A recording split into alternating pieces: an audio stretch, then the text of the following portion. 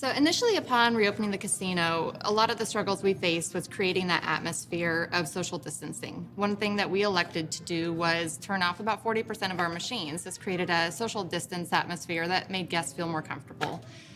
Seeing some of the impact there led us to also install Plex in various parts of the floor, giving people an opportunity to choose the gaming atmosphere that felt most comfortable to them.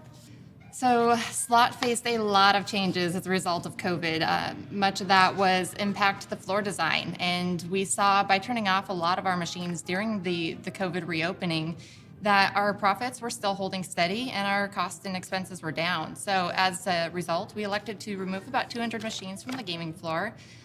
This really created a more open space. We did the entire gaming floor renovation. We moved the pits, created a lot of sight lines that were more favorable to the guests and to the team members. But doing all of that created a more inviting atmosphere for everybody to come into and not feel so confined in that space and give people more freedom to move around.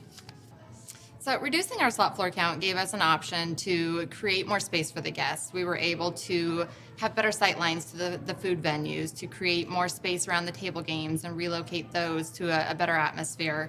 That also gave us the opportunity for larger aisleways, smaller banks, smaller machine pods. All of that really created a more inviting appeal to our guests.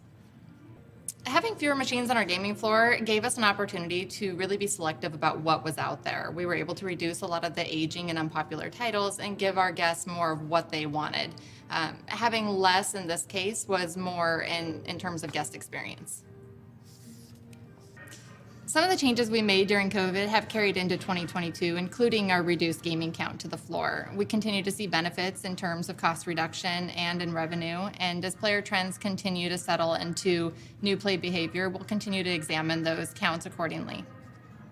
As with any massive industry change, we continue to learn lessons along the way. Making sound business decisions take into account not only the business, but also the team members and our guests. Part of that equation will always impact one side negatively while impacting another part positively. Looking at all the variables and continuing to weigh those and finding the best resolution for all has been something that we continue to work through today. I see 2022 as a year of refocus. We have spent 2 years on such a reactive mode that it's great to be able to give time to planning and adjustment and focusing on being more proactive going forward.